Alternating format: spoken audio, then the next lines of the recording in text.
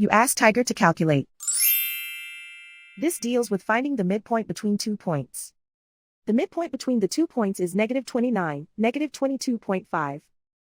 Let's solve it step by step. Plot the 2 points and calculate the midpoint using the formula. The coordinates of point 1 are, x1 equals -53, y1 equals -10. The coordinates of point 2 are, x2 equals -5, y2 equals -35. PM represents the midpoint of the 2 points.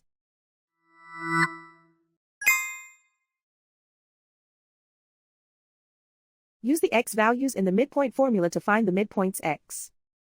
x1 equals -53. x2 equals -5. Simplify the arithmetic.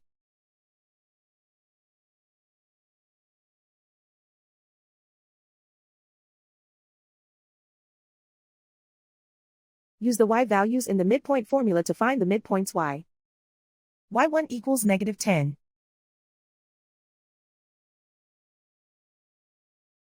y2 equals -35. Simplify the arithmetic.